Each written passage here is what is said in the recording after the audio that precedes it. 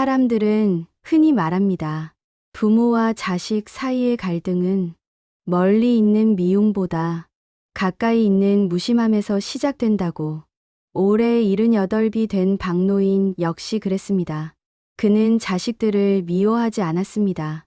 그저 자식들이 너무 바빴고 그 바쁨 속에서 자신이 불편한 존재가 된 것 같아 말을 아끼고 또 삼킬 뿐이었습니다. 박노인은 평생 한 곳에서만 살았습니다. 아내와 함께 젊은 시절부터 하나하나 손수 고쳐 쌓아 올린 작은 단독주택. 지붕을 얹던 날은 여름 장대비가 쏟아졌고 거실 바닥을 깔던 날은 아내가 도시락을 싸와 웃으면서 그에게 말했다. 여보, 이 집은 우리 평생이야. 그런데 아내는 10년 전 먼저 세상을 떠났고 그 이후로 이 집은 박노인의 기억과 시간만이 머무는 공간이 되었습니다. 바로 그곳에서 오늘 뜻밖의 일이 벌어지고 있었습니다. 이 이야기 시작 전 좋아요와 구독 부탁드립니다. 아버지, 이렇게 사시면 안 돼요. 첫째 아들 민수가 말했습니다. 음성에는 이미 단호함이 배어 있었습니다. 둘째 딸 은지는 거실을 둘러보며 얼굴을 찌푸렸습니다. 아버지 혼자 생활하기엔 위험해요. 계단도 많고 욕실도 미끄럽고 저번에 넘어지셨다면서요. 그때는 내가 정신을 잠깐 놨던 것뿐이다. 박노인은 손을 저었습니다. 괜찮다. 내가 알아서 한다. 하지만 자식들의 눈빛은 이미 결론을 내린 듯했습니다. 박노인이 어떤 말을 해도 그들의 계획을 흔들 수 없다는 눈이었다. 요양원 알아봤어요. 아버지. 은지가 스마트폰을 꺼내며 말했다. 시설 좋고 의사도 상주하고 아버지 나이엔 거기 계시는 게 훨씬 안전해요. 말끝에 붙은 아버지 나이엔 그 한마디가 박노인의 가슴을 찔렀습니다. 그는 오래전 아내가 했던 말이 떠올랐습니다. 여보, 늙는다는 건 남에게 의지하게 되는 게 제일 서러워. 그래서 그는 더더욱 자식들에게 짐이 되고 싶지 않았습니다. 하지만 그렇다고 평생 살아온 이 집을 떠나고 싶지도 않았습니다. 거실에 정적이 내려앉았습니다. 박노인은 천천히 숨을 들이마셨다 내쉬었습니다. 그리고는 힘겨운 표정으로 낡은 서랍장 쪽을 바라보았습니다. 그곳에는 오래된 봉투 하나가 있었습니다. 아내가 남긴 것, 그리고 그가 지난 10년을 살아가며 조용히 남몰래 준비해 온 것들이 담긴 봉투. 박노인은 말을 꺼내려다 입술을 깨물었습니다. 자식들은 계속 설득을 이어갔습니다. 아버지, 우리도 편해야죠.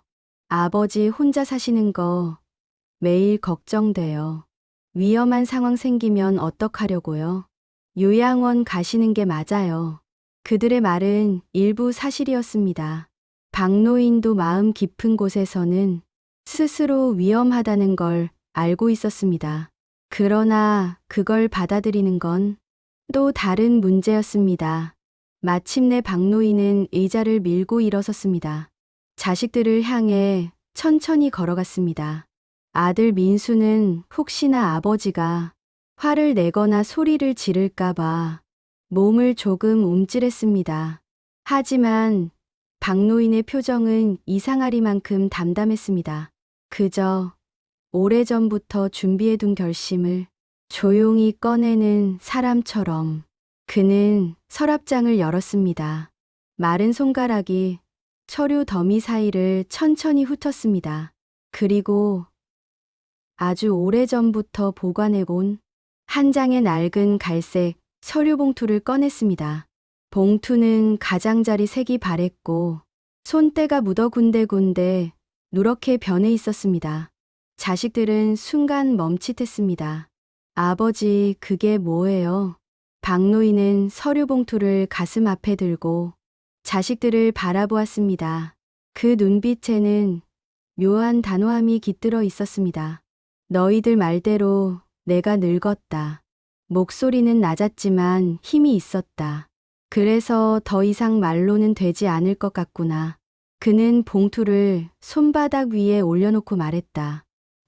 여기 너희가 꼭 봐야 할 게 들어있다. 순간 민수와 은지의 얼굴에 알 수 없는 긴장감과 불안이 스쳤습니다. 그들은 눈치챘다. 아버지가 내민 이 봉투는 단순한 종이 몇 장이 아니라는 것을, 무엇인가가 숨겨져 있고 그 무엇은 지금까지 자신들이 알고 있던 아버지라는 사람의 모습을 완전히 뒤바꿀 수도 있다는 것을. 박노인은 봉투를 식탁 위에 천천히 내려두었습니다. 종이가 부딪히는 사소한 소리마저 거실 전체를 압도하는 듯 울렸습니다. 이걸 본 후에 다시 이야기하자. 그 말과 함께 박노인은 뒤돌아 방으로 들어갔습니다. 자식들은 말없이 봉투를 바라볼 뿐이었습니다. 봉투의 입구는 단단히 접혀 있고 그 안에는 어떤 진실이 숨어 있는지 누구도 알 수 없었습니다. 하지만 한 가지는 분명했습니다. 그 서류 봉투 하나가 이 가족의 운명을 뒤흔들기 시작하고 있었다. 갈색 서류 봉투 하나가 놓여 있을 뿐인데 거실의 공기는 완전히 달라져 있었다. 민수는 팔짱을 끼고 서 있었지만 그 팔은 미세하게 떨리고 있었다. 은지는 식탁 모서리를 잡고 고개를 숙였다. 눈동자는 사소한 움직임조차 감추려는 듯 흔들렸다. 그 어떤 말도 오가지 않았다.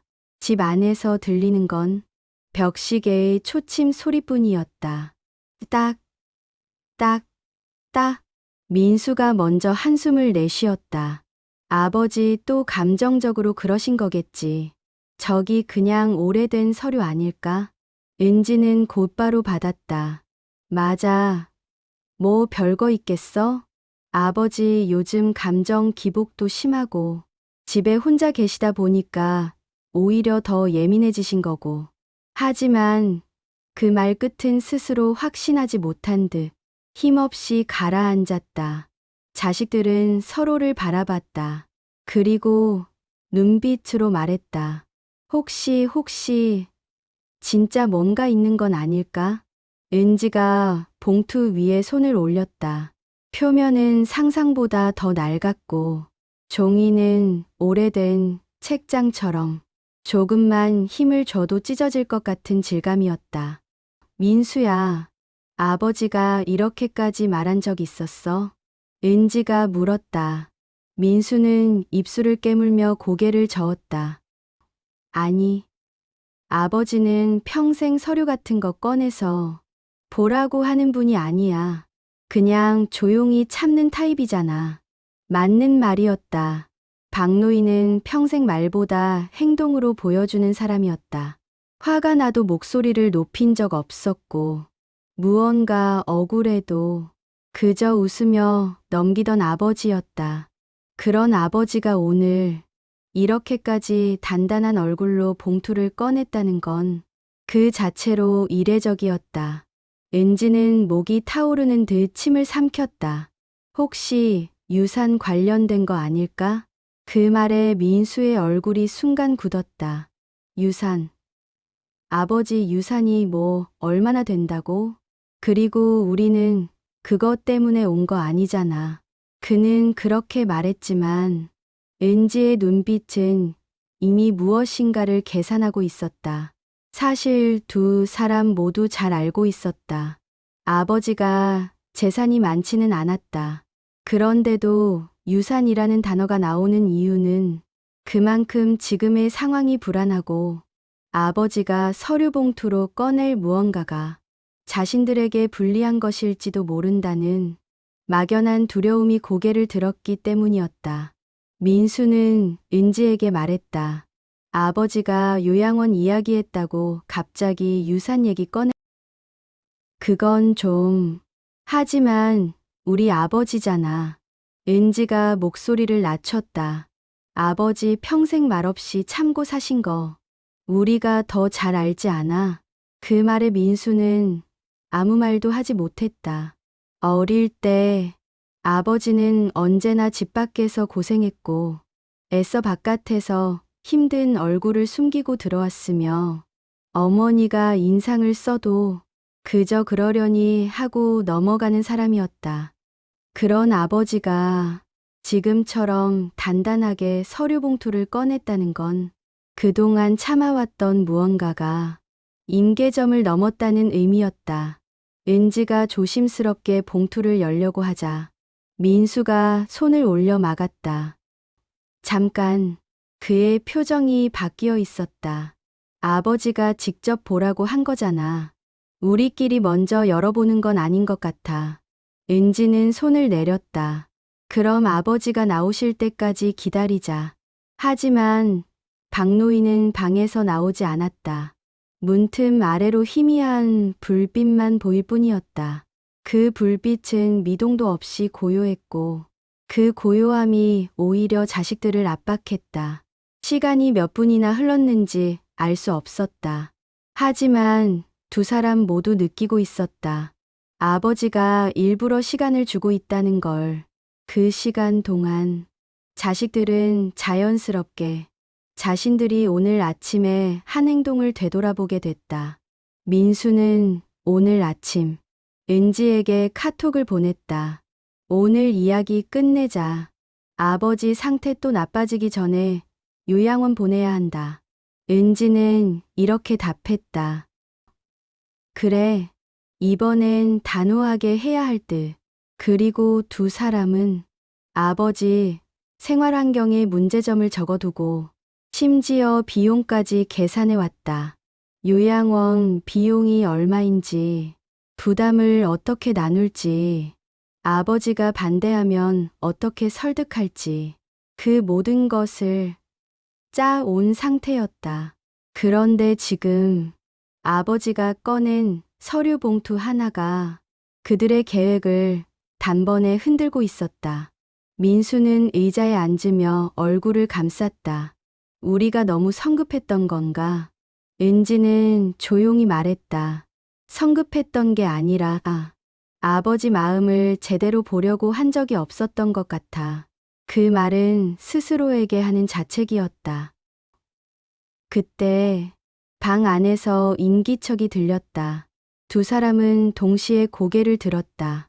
문이 끼익 하고 열리며 박노인이 천천히 나왔다. 아버지의 얼굴은 조용하지만 더 단단해져 있었다. 결심을 굳힌 사람의 얼굴. 박노인은 봉투가 놓인 식탁으로 다가와 의자에 앉았다. 열어라. 두 사람의 심장이 동시에 내려앉았다. 아버지, 이게 뭐예요? 민수가 조심스레 물었다. 박노인은 봉투를 두 번 지그시 눌러 손바닥으로 정리하듯 쓸어내렸다. 그리고 짧게 말했다. 너희가 생각하는 것보다 훨씬 오래 준비한 거다. 그 말에 은지가 손을 떨며 봉투를 집어들었다. 그리고 봉투를 열었다. 안에서 가장 먼저 나온 것은 사진 한 장. 순간 은지와 민수의 얼굴이 굳었다. 사진 속에는 예전보다 훨씬 젊은 아버지, 그리고 곁에서 웃고 있는 어머니가 있었다. 그들 앞에는 납작하고 긴 서류들이 놓여 있었는데 그것이 무엇인지는 아직 알 수 없었다. 하지만 한 가지는 분명했다. 이 봉투는 단순히 아버지의 감정이 아니라 오래된 기록과 숨겨진 과거와 아버지의 결정이 모두 담겨 있는 이 가족의 역사를 비바꿀 서류였다.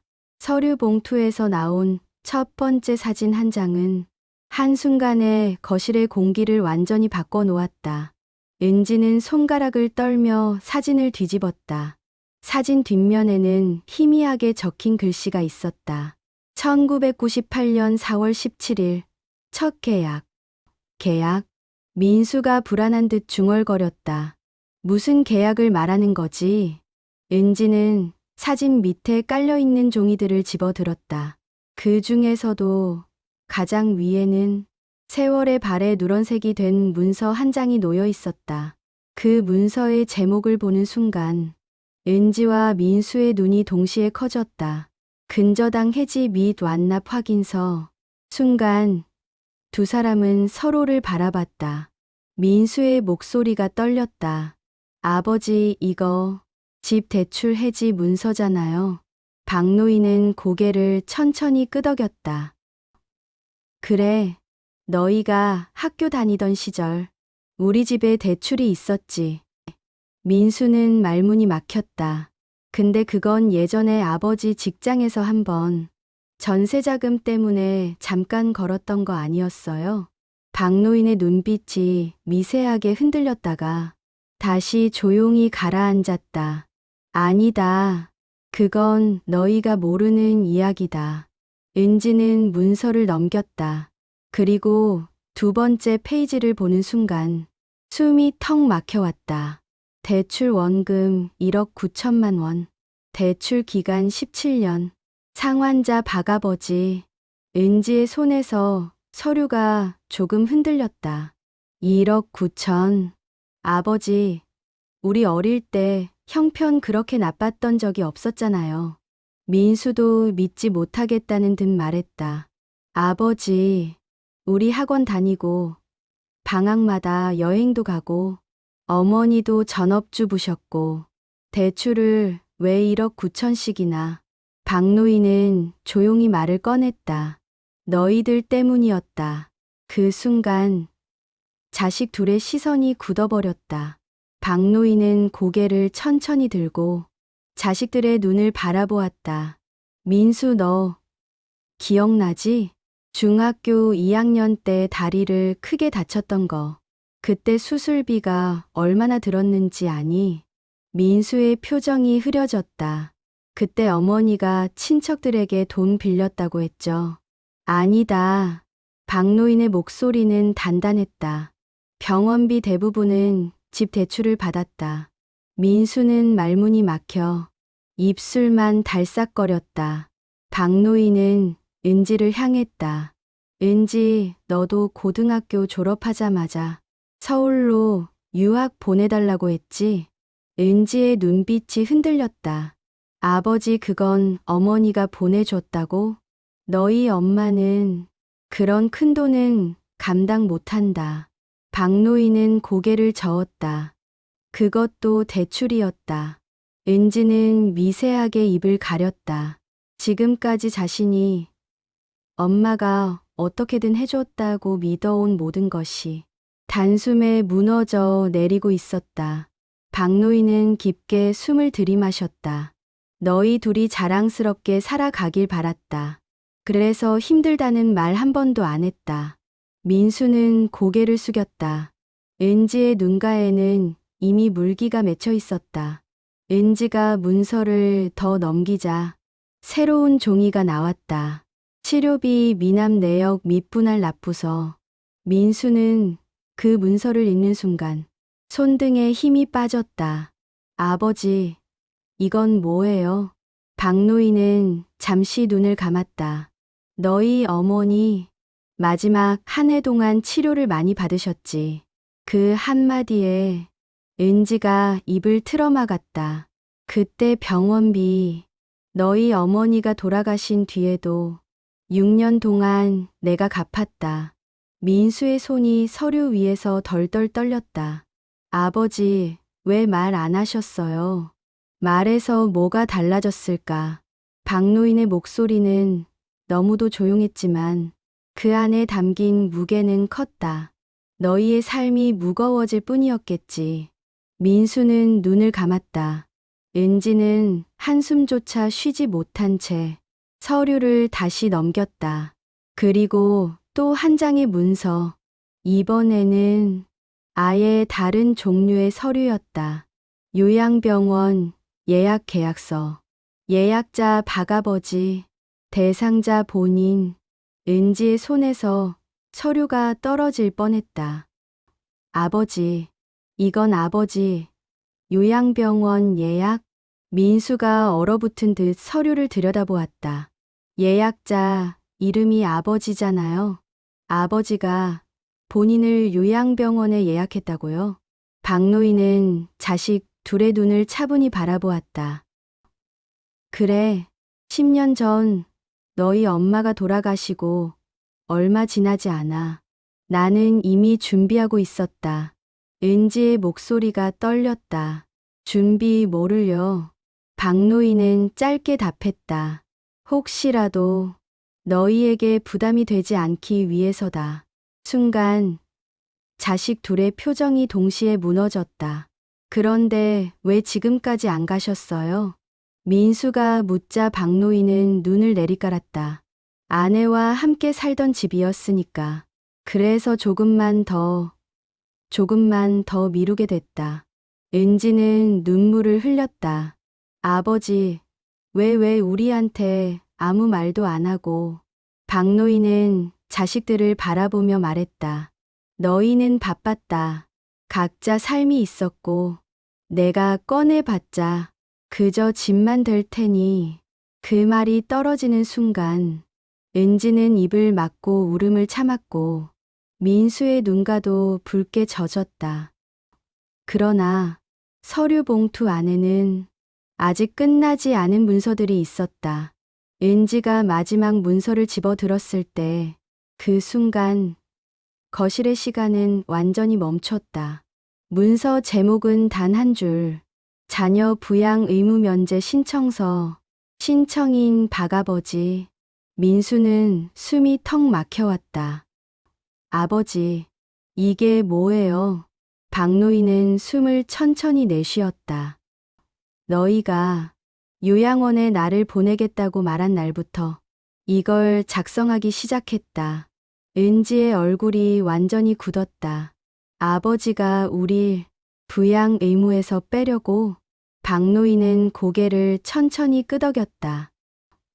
그래야 너희가 더 이상 나 때문에 싸우지도, 나 때문에 무겁지도 않을 테니까. 그 말은 천천히, 그러나 강하게 자식들의 가슴을 찔렀다. 은지와 민수는 동시에 숨을 들이켰다. 그리고 그 순간 깨달았다. 우리가 부담이라고 생각했던 아버지는 우리에게서 부담을 빼주려고 평생을 준비해 온 사람이었다는 걸. 그제야 봉투의 진짜 무게가 그들의 심장을 짓누르기 시작했다. 그리고 이것은 아직 시작에 불과했다. 아버지는 가장 중요한 서류를 아직 꺼내지 않았다. 자녀 부양 의무 면제 신청서를 본 순간 거실의 온도가 뚝 떨어진 듯했다. 민수와 은지는 각각 손등으로 입을 가리며 아버지를 쳐다보았다. 그 눈빛 속에는 억울함도 분노도 없었다. 오직 두 가지 감정만 있었다. 미안함, 그리고 두려움. 저 서류가 현실이 된다는 건 아버지가 자식들에게 완전히 등을 돌리겠다는 의미였기 때문이다. 은지는 목소리를 겨우 쥐어 짜냈다. 아버지, 이거 정말 실제로 제출하려고 하신 거예요? 박노인은 대답하지 않았다. 대신 눈을 살짝 감았다 떠올리며 천천히 봉투 안쪽을 손가락으로 쓸었다. 그것보다 더 먼저 보여줄 게 있다. 그 말과 함께 박노인은 봉투의 가장 아래에서 두껍고 접힌 문서 한 묶음을 꺼냈다. 자식 둘은 숨을 멈췄다. 이번 서류는 다른 것들과 달랐다. 표지부터가 묵직했고 모서리는 사용감이 거의 없었다. 고이 보관해 온 흔적이었다. 민수는 불안한 목소리로 말했다. 아버지, 이건 뭐예요? 박노인은 문서 위에 손을 올리고 조용히 말했다. 이 집 이야기다. 순간 은지와 민수의 시선이 흔들렸다. 집이요? 박노인은 고개를 끄덕였다. 그래, 너희가 지금 요양원 이야기를 꺼내며 말하길. 아버지 혼자 살기에는 이 집이 위험하다. 계단도 많고 침실 구조도 불편하다. 그러더라. 민수는 조용히 고개를 숙였다. 그 말이 틀린 건 아니었다. 박노인은 이어 말했다. 그 말 맞다. 이 집, 나 혼자 살기에는 위험하지. 자식 둘은 서로를 바라봤다. 하지만 말이다. 박노인은 눈빛을 바꾸며 말을 이었다. 이 집은 그냥 집이 아니다. 너희 엄마와 내가 평생을 걸어 준비한 곳이다. 그 말은 마치 가슴속 깊은 곳에 오래 묻어둔 돌덩이를 꺼내는 듯한 무거움이 있었다. 민수는 순간 되물었다. 평생을 걸어 준비했다는 게 무슨 뜻이에요? 박노인은 문서를 펼쳤다. 첫 페이지에는 낯익은 법무사 사무소의 도장이 찍혀 있었다. 사전 증여 및 양도 계획서. 두 사람은 한꺼번에 말을 잃었다. 사전 증여. 은지가 떨리는 목소리로 말했다. 박노인은 고개를 끄덕였다. 그래, 너희 엄마가 돌아가기 전에 둘이서 함께 작성해둔 문서다. 그 순간 은지의 입술이 움찔했다. 어머니가요? 박노인은 조용히 미소를 지었다. 그래, 너희 엄마가 그랬다. 우리 둘 중 하나라도 먼저 가면 남은 사람이 아이들 걱정하지 않도록 집을 어떻게 할지 미리 정해두자고. 민수의 눈이 점점 띄어졌다. 그럼 집을 팔아서 요양병원 비용으로 쓰려고. 아니다. 박노인은 고개를 천천히 저었다. 그 반대다. 그 말 한마디가 자식 둘의 심장을 울렸다. 박노인은 문서를 넘겼다. 두 번째 페이지에는 손글씨가 보였다. 익숙한 글씨체. 은지는 손을 떨며 속삭였다. 어머니, 글씨예요. 박노인은 조용히 읽어 내려갔다. 우리 집은 팔지 말 것. 이 집은 우리 두 아이의 뿌리이자 마음의 고향이니 평생 간직해 주기를 바람. 혹시 남편이 먼저 떠나면 이 집의 주인은 큰아들 민수에게, 딸 은지에게는 은퇴 후 거주할 권리를 줄 것. 은지의 눈에서 눈물이 터졌다. 민수 역시 숨을 삼키며 문서를 뚫어져라 바라봤다. 어머니가 이런 걸 남기셨다고요? 박노인은 고개를 끄덕였다. 그래, 너희 엄마가 먼저 떠나기 전 내 손을 붙잡고 말했다. 그는 어머니의 목소리를 떠올리듯 천천히 말했다. 우리 집 지켜줘요. 이 집은 당신이 늙어갈 때 혼자가 아니라는 증표니까. 그 말이 끝나자 민수의 눈가가 붉어졌다. 아버지, 그럼 이 집을 저한테 주려고? 박노인은 조용히 고개를 저었다. 아니다. 민수와 은지는 동시에 멈춰섰다. 아버지는 문서의 마지막 페이지를 펼쳤다. 최종 결정이라는 제목 아래에는 단 한 줄이 적혀 있었다. 집의 실질적 소유 및 사용 권한은 배우자 사망 시점부터 전적으로 박 본인에게 위임한다. 배우자 서명. 민수는 혼잣말처럼 중얼거렸다. 어머니가 아버지에게 집을 맡긴 거네. 박노인은 작게 미소 지었다. 그래, 너희 엄마는 이 집을 너희의 것이기 전에 먼저 나의 것이라고 했다. 그 말은 자식들에게 너무도 낯설고 너무도 무거웠다. 은지는 눈물을 닦으며 말했다. 어머니가 그렇게 말씀하셨는데 우리가 요양원 이야기를 꺼낸 거네요. 민수는 입술을 깨물었다. 그의 괜찮아 보이던 태도는 서서히 무너져 내리고 있었다. 박노인은 조용히 마지막 종이를 꺼냈다. 얇고 작은, 그러나 의미만큼은 가장 무거운 문서. 그리고 이것이 내가 마지막으로 작성한 것이다. 자식 둘은 숨을 멈췄다. 문서 제목은 이랬다. 사전 상속 배제 의향서. 민수의 얼굴이 하얗게 질렸다. 은지는 손에서 서류를 떨어뜨릴 뻔했다. 상속 배제. 민수는 거의 속삭이듯 말했다.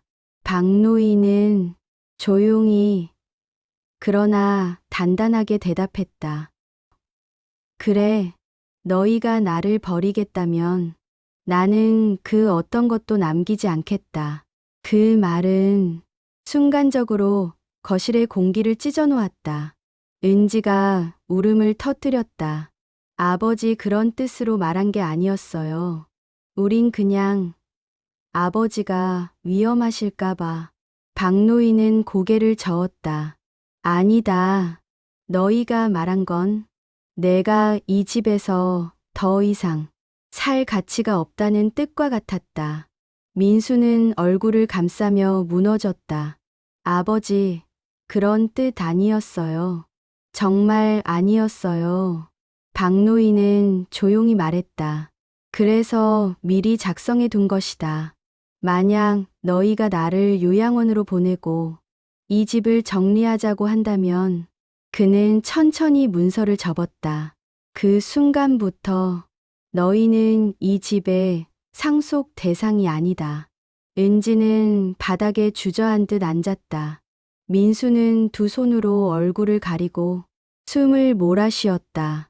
아버지가 왜 봉투를 꺼냈는지 이제야 온몸으로 깨닫고 있었다. 그건 아버지의 감정적인 행동이 아니었다.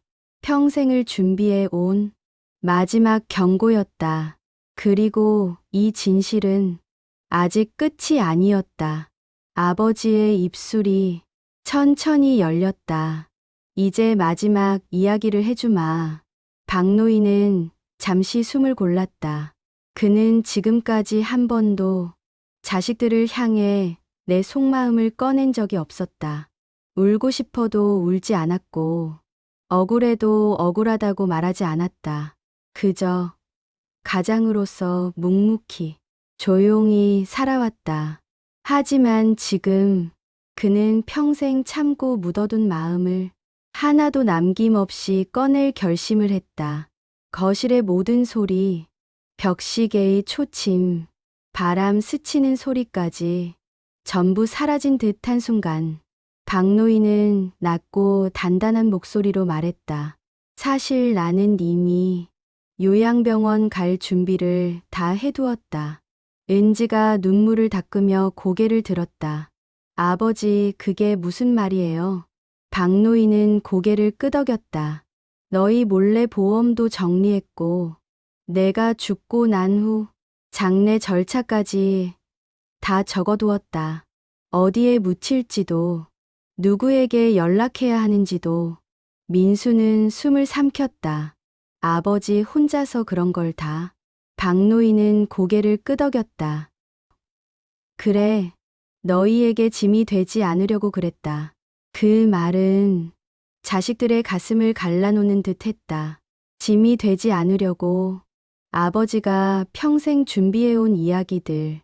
은지는 벌써 눈을 가린 손 사이로 눈물이 줄줄 흘러내렸다. 박노인은 이야기를 이어갔다. 너희에게 말하지 못했던 게 있다. 그 순간 민수와 은지는 동시에 숨을 멈췄다. 아버지가 지금부터 꺼내려는 말은 이날의 핵심이자 결말과도 같은 이야기라는 걸 자식들은 직감했다. 박노인은 천천히 두 손을 포겠다. 너희 엄마가 마지막으로 남긴 말 중 하나가 뭔지 아느냐? 두 사람은 고개를 저었다. 듣고 싶지만 듣고 싶지 않은 진실. 하지만 이제는 피할 수도 없다. 박노인은 조용히 말했다.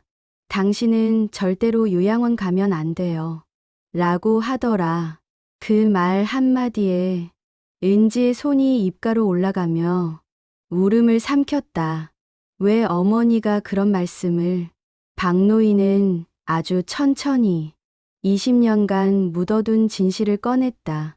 너희 엄마가 마지막 6개월을 요양병원에서 보냈던 거 기억하겠지. 두 사람은 고개를 끄덕였다. 그러나 그 기억은 흐릿했고 어린 시절의 감정은 대부분 잊혀 있었다. 박노인은 목소리를 낮췄다. 너희 엄마 거기서 너무 힘들어 하셨다. 민수의 눈가가 흔들렸다. 은지는 이미 울고 있었다. 박노인은 말을 이어갔다. 밤마다 전화를 걸어 여보 집에 가고 싶어요. 너무 무서워요. 라고 말했지. 나는 하루도 빠짐없이 그 병원 복도에 앉아 있었고 그의 손등의 주름 사이로 슬며시 떨림이 스쳤다. 그러던 어느 날 너희 엄마가 내 손을 잡고 말했다.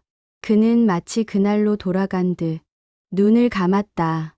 여보, 나 여기서 죽고 싶지 않아요.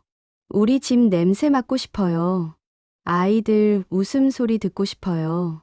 민수는 입술을 깨물며 고개를 숙였다. 박노인, 그래서 나는 너희 엄마를 집으로 데려왔다. 의사가 반대했지만 엄마는 웃었지. 은지는 흐느끼듯 말했다. 아버지, 그땐 우리 정말 몰랐어요. 그렇게 힘들어 하신 줄. 박노인은 고개를 저었다. 그래, 너희가 어찌 알겠느냐.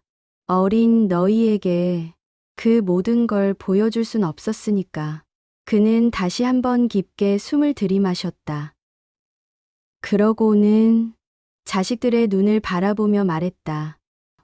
그래서 너희 엄마가 남긴 마지막 부탁은 이것이었다. 박노인은 손을 떨며 봉투 속에서 접힌 종이 한 장을 꺼냈다. 딸린 주름과 먼지, 그리고 사라지려는 연필 흔적들. 그것은 아내가 죽기 전 마지막으로 남긴 자필 메모였다. 박노인은 그것을 식탁 위에 조심스럽게 펼쳤다. 자식 둘은 숨도 쉬지 못한 채 그 글씨를 읽었다. 여보, 나 없는 세상에서도 절대 혼자 고생하지 말아요. 나는 당신 마지막까지 집에서 편히 늙어가길 바라요. 제발 요양원에는 보내지 마요. 우리 아이들에게도 부담 주기 싫다면 집에서 조용히 지내요. 여보, 나의 마지막 부탁입니다. 문장이 끝나는 순간 은지는 양손으로 얼굴을 가리고 오열했다. 민수는 고개를 숙이고 두 주먹을 꽉 쥐었다. 어머니가 이렇게까지? 박노인은 고개를 끄덕였다. 그래, 너희 엄마의 마지막 부탁은 나는 이 집에서 죽고 싶다였고 너도 이 집에서 편히 늙어가라였다. 민수는 벌떡 일어나더니 식탁에 놓인 서류들을 바라보며 입술을 떨었다. 그런데 우리가 오늘 아버지를 그 마지막 부탁을 짓밟고 요양원에 보내자고 한 거네요. 은지는 무릎을 꿇었다. 그녀의 손이 바닥을 잡으며 울음이 터져 나왔다. 아버지, 죄송해요. 정말 죄송해요. 민수도 더 이상 버티지 못하고 아버지 앞에 천천히 무릎을 꿇었다. 박노인은 자식들을 바라보았다. 그 눈에는 원망도 화도 없었다. 다만 해낼 수 없던 말이 담겨 있었다. 나는 버림받고 싶지 않았다. 그 말 한마디가 자식 둘의 심장을 완전히 꿰뚫고 지나갔다. 그리고 이 순간 그들은 처음으로 깨달았다. 아버지가 싸우고 있던 건 요양원이 아니라 혼자가 되는 두려움이었다. 그제야 자식 둘은 아버지의 발 앞에 완전히 무너졌고 눈물 속에서 처음으로 진심을 입 밖으로 꺼냈다. 아버지, 우리 잘못했어요. 정말 잘못했어요. 거실은 울음소리와 후회로 가득했다. 하지만 아버지가 준비해둔 마지막 진실은 아직 남아 있었다. 박노인은 깊게 숨을 들이쉬며 말했다. 이제 마지막 이야기를 들려주마. 박노인은 무릎을 꿇고 울고 있는 자식 둘을 잠시 말없이 바라보았다. 민수는 손등으로 얼굴을 연신 문지르며 참으려는 울음을 겨우겨우 삼키고 있었고, 은지는 어깨가 들썩일 만큼 깊이 울고 있었다. 평생을 강하게만 살아온 자식들이 이렇게 흘러내리는 모습은 박노인에게도 쉽게 견딜 장면이 아니었다. 하지만 이 눈물은 아버지를 향한 연민이 아니라 자기 자신을 향한 부끄러움이기도 했다. 박노인은 천천히 손을 뻗었다. 은지의 어깨에 닿는 순간 은지는 흐느낌을 멈추지 못한 채 고개를 숙였다. 아버지, 우리가 얼마나 무심했는지 오늘 알았어요. 민수 역시 거칠게 숨을 몰아쉬며 말을 이었다. 아버지가 평생 준비해온 걸 우린 단 하루도 생각해 본 적 없었네요. 박노인은 고개를 저어 두 사람을 일으켜 세우려 했다. 그만해라라. 나는 너희를 탓하려고 이걸 꺼낸 게 아니다. 그 말에 민수와 은지는 동시에 고개를 들었다. 박노인은 잠시 침을 삼켰다. 그리고 말없이 봉투에서 작은 종이 조각 하나를 꺼냈다. 종이는 시간에 눌린 듯 주름이 깊었고 가장자리는 마치 공기와 싸우다 닳아버린 듯했다. 민수는 그 종이를 보는 순간 묘하게 느껴졌다. 아버지, 저건 뭐예요? 박노인은 종이를 조심스럽게 펼쳤다. 종이는 흔들렸지만 아버지의 손은 단 한 번도 흔들리지 않았다. 그 종이 위에는 짧은 글귀가 크게 한 줄 적혀 있었다. 가족은 버려지는 순간 끝나는 것이 아니라 이해받지 못한 순간부터 무너진다. 은지는 손으로 입을 가리고 속삭였다. 어머니, 글씨체네요. 박노인은 고개를 끄덕였다. 그래, 너희 엄마가 마지막으로 남긴 말이다. 그 말 한마디가 자식 둘의 가슴을 완전히 흔들었다. 박노인은 천천히 앉았다. 그리고 두 자식에게 말했다. 나는 너희를 버리고 싶지 않았다. 하지만 너희가 나를 버린다고 느낀 순간 마음 한쪽이 무너져 내렸다. 민수는 눈을 감고 고개를 숙였다. 아버지, 정말 죄송합니다. 은지는 떨리는 목소리로 말했다. 아버지, 그날 말한 요양원 얘기, 우리가 너무 가볍게 말했어요. 아버지 무서워하실 줄도 모르고. 박노인은 자식들의 말을 잠시 듣다가 부드러운 목소리로 말했다. 너희가 잘못한 게 아니다. 민수와 은지는 동시에 고개를 들었다. 세상은 늙어가는 부모를 어떻게 해야 한다고 너무 쉽게 말한다. 요양원 보내라. 집에서 혼자 살게 두지 마라. 부담되면 시설로 보내라. 그 말들을 듣다 보면 너희도 흔들릴 수밖에 없었겠지. 그의 목소리는 이해였다.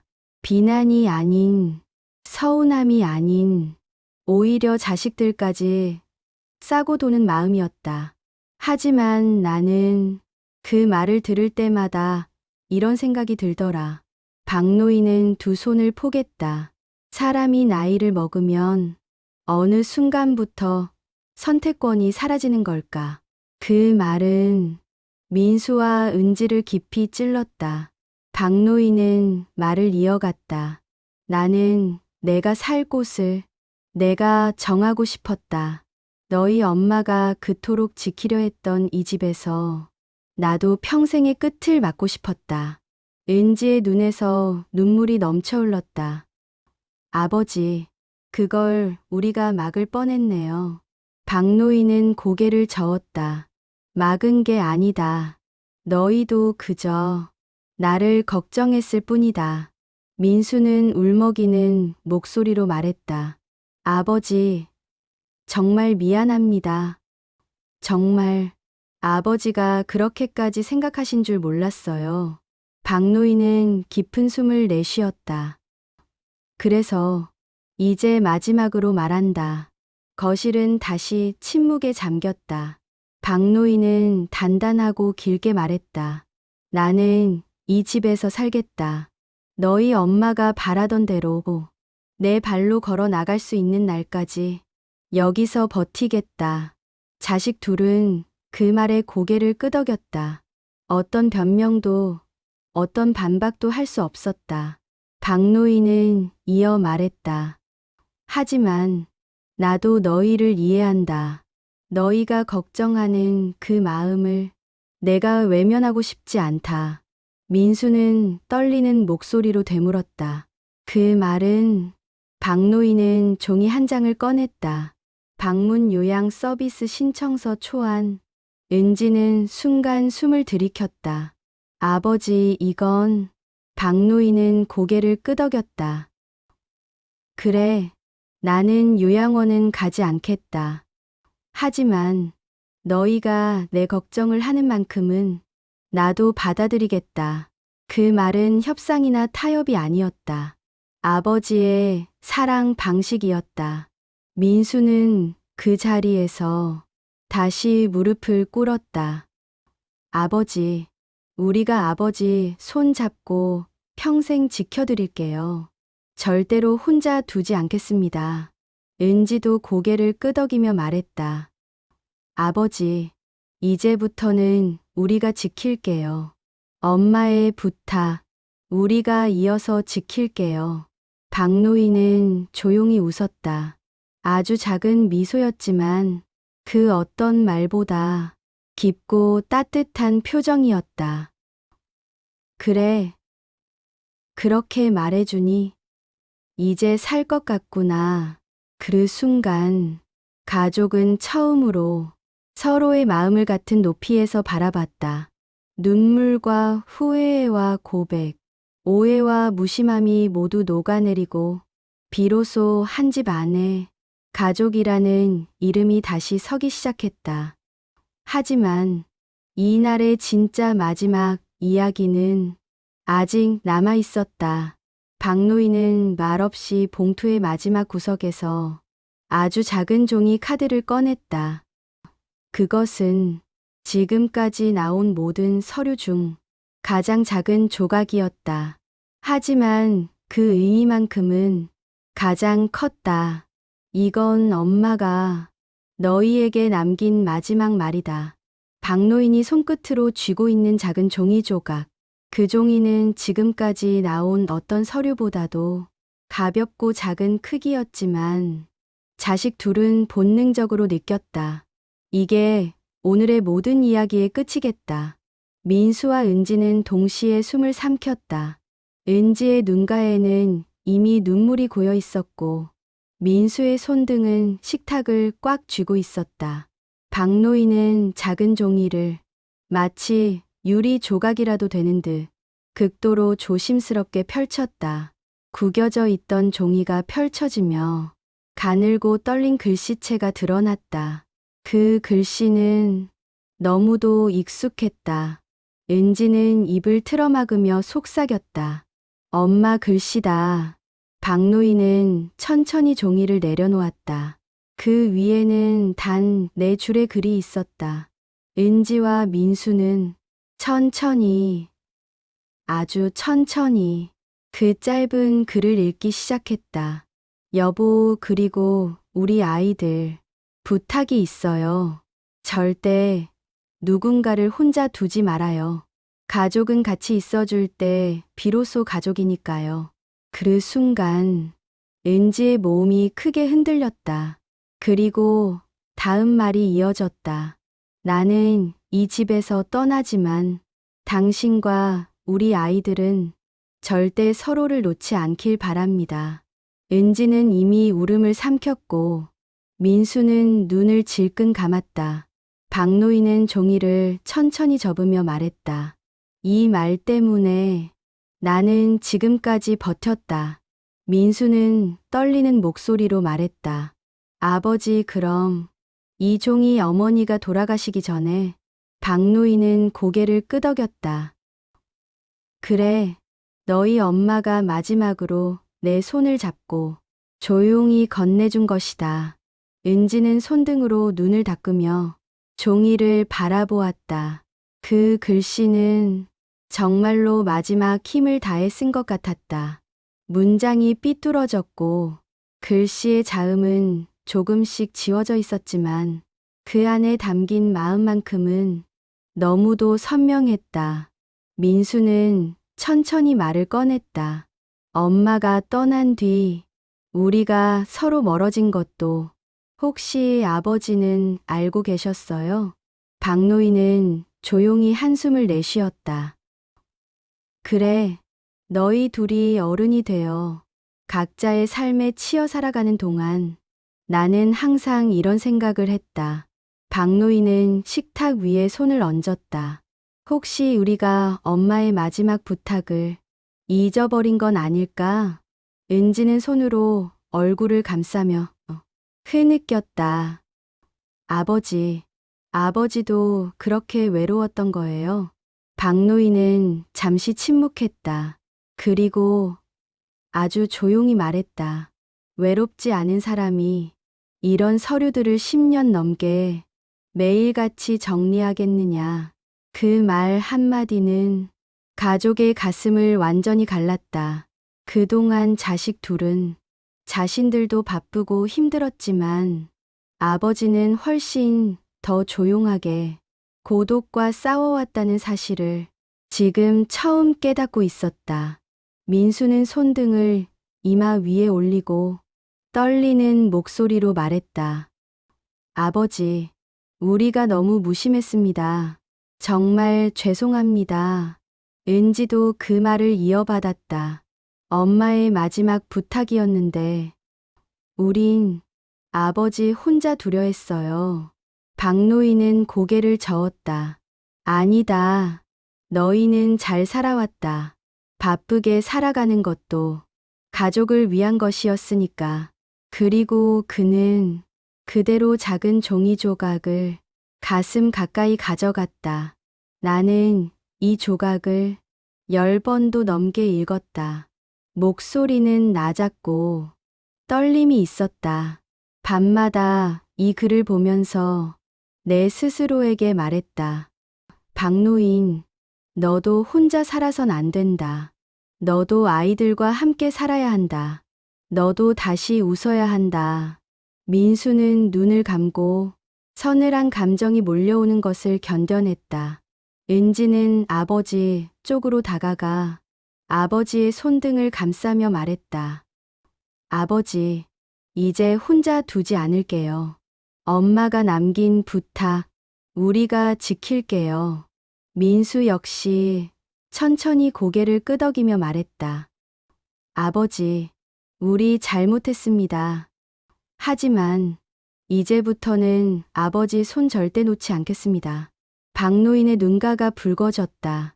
자식 둘은 아버지의 손등을 붙잡았다. 그 손은 세월에 닳고 거칠었지만 지금만큼은 누구보다도 따뜻한 온기가 흘렀다. 그 온기는 어머니의 마지막 말과 함께 가족을 다시 하나로 묶어주고 있었다. 그러나 박노인은 이날을 위해 마지막으로 남겨둔 말이 있었다. 그는 천천히 자식들의 손을 바라보고 말을 이었다. 이제 마지막으로 너희에게 부탁하고 싶은 게 있다. 은지와 민수는 동시에 고개를 들었다. 박노인의 눈빛은 그 어떤 막보다도 깊고 단단했다. 엄마가 남긴 부탁을 지키고 싶다면 이제 너희가 나를 지켜줘야 한다. 그 말은 자식들이 오늘 처음으로 부모의 노년이라는 것을 직접 받아들이게 만드는 말이었다. 그 순간 민수는 숨을 들이쉬며 속삭였다. 아버지, 이제부터는 우리가 아버지의 가족이 될게요. 은지도 고개를 끄덕이며 말했다. 엄마의 마지막 부탁, 놓치지 않을게요. 박노인의 얼굴에 아주 작은, 그러나 가장 깊은 미소가 번졌다. 그래, 그 말이면 됐다. 거실엔 오직 눈물, 따뜻함, 그리고 늦었지만 진심으로 이어지는 가족의 마음만이 조용히 번져갔다. 밤이 완전히 내려앉은 거실. 아버지와 자식 둘은 여전히 식탁에 둘러앉아 있었다. 비었던 식탁 위는 이미 서류 봉투와 메모, 사진들로 가득 채워져 있었다. 이날 처음으로 가족이 서로를 보며 소리 내어 울고 말하지 못한 마음을 꺼냈다. 그리고 그 속에서 숨은 조각처럼 잊고 살아온 어머니의 마음이 다시 살아나기 시작했다. 박노인은 깊은 숨을 내쉬었다. 이제 다 말했다. 민수는 조용히 고개를 끄덕였다. 아버지, 우리가 듣고 싶었던 게 아니라 들어야 했던 이야기였어요. 은지는 아버지 손등을 두 손으로 감싸며 말했다. 엄마가 남긴 유언, 정말 이제야 알겠어요. 혼자 두지 말라고, 가족은 함께 있어야 한다고. 박노인은 아이들의 손을 바라보다가 살며시 웃었다. 그래, 이제 알았으면 됐다. 하지만 그 미소 속에는 오랜 세월 속에서 홀로 버텨온 고독의 흔적이 담겨 있었다. 그때 민수가 조심스레 말했다. 아버지, 우리가 함께 방법을 찾죠. 방법. 네, 아버지가 이 집을 떠나지 않는 선에서 저희도 아버지를 더 가까이서 지켜드릴 수 있는 방법. 아버지는 잠시 말없이 민수를 바라봤다. 민수는 결심한 듯 말했다. 저희 집에서 차로 15분 거리에 빈 1층 원룸이 있어요. 제가 매일 들를 수 있고 은지도 돌아가면서 들를 수 있어요. 아버지 혼자 두지 않을 자신 있습니다. 은지도 힘있게 말했다. 아버지, 저도 근무 일정 조정해 볼게요. 주중에는 제가 저녁마다 들를 수 있어요. 박노인은 두 자식의 얼굴을 번갈아 바라보았다. 그 눈빛은 처음으로 부모를 걱정하는 아이의 눈빛이었다. 그래, 박노인은 천천히 고개를 끄덕였다. 그렇게 해주면 참 고맙겠구나. 그 말은 긴 세월 동안 묻어둔 마음을 드디어 내려놓는 사람의 말이었다. 자식 둘은 곧바로 서류 봉투 안 남은 마지막 종이를 정리하기 시작했다. 방문 요양 신청서, 건강검진 기록, 약 처방 내역, 어머니의 마지막 메모, 사전 상속 배제 의향서, 그리고 집에 관한 모든 문서, 그 하나하나가 아버지의 지난 세월을 조용히 증명하고 있었다. 은지는 조용히 말했다. 아버지, 이 봉투 저희가 가지고 있을게요. 박노인은 고개를 저었다. 아니다.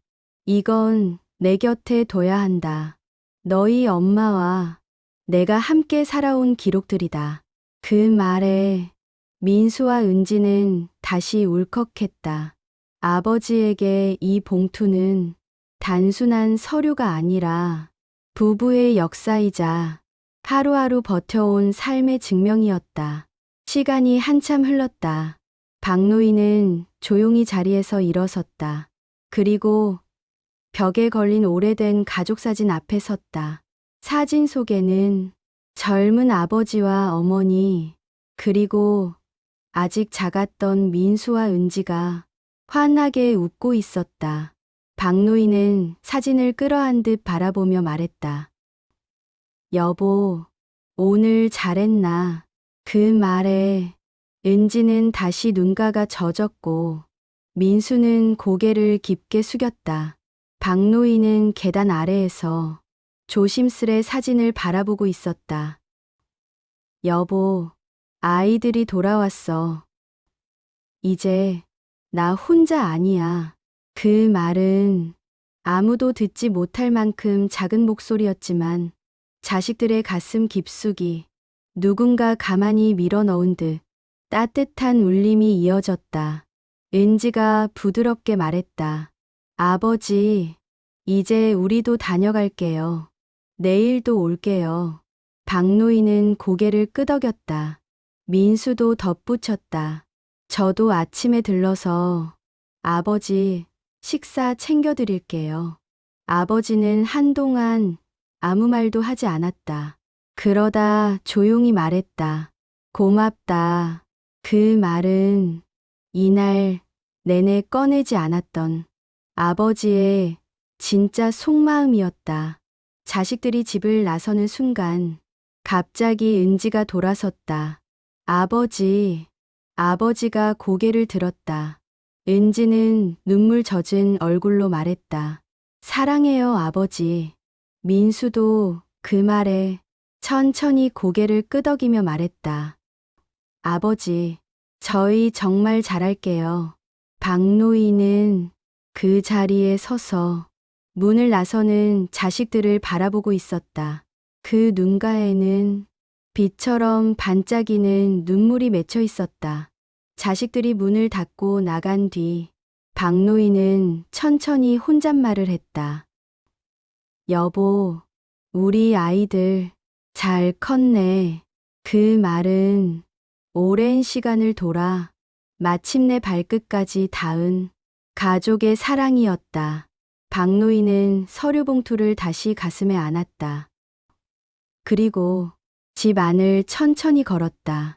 아내와 함께 걸었던 부엌, 아이들이 뛰놀던 거실, 가족이 모여 밥을 먹던 작은 식탁, 그 모든 곳이 다시 살아나는 것 같았다. 아버지는 천천히 방으로 들어갔다. 서류 봉투를 침대 옆 작은 서랍에 넣으며 말했다. 여보, 이제 괜찮을 것 같아. 아이들이 내 손을 잡았어. 그 말은 아내에게 전하는 안부이자 자기 스스로에게 건네는 위로였다. 방 안에는 조용한 바람 소리만 흘렀다. 하지만 그 바람 속에는 한 가족이 다시 이어진 따뜻한 마음이 담겨 있었다. 그리고 그날 밤, 박노인은 오랜만에 깊고 평온한 잠에 들었다. 부모님은 언제부터 우리가 바쁘다는 이유만으로 혼자가 되어야 했을까요? 오늘 이야기를 들으며 여러분도 떠오르는 얼굴이 있으셨나요? 오늘의 사연 정류장이었습니다. 당신의 하루에 조금이라도 따뜻한 여운이 남았다면 다음 이야기도 함께 해주세요.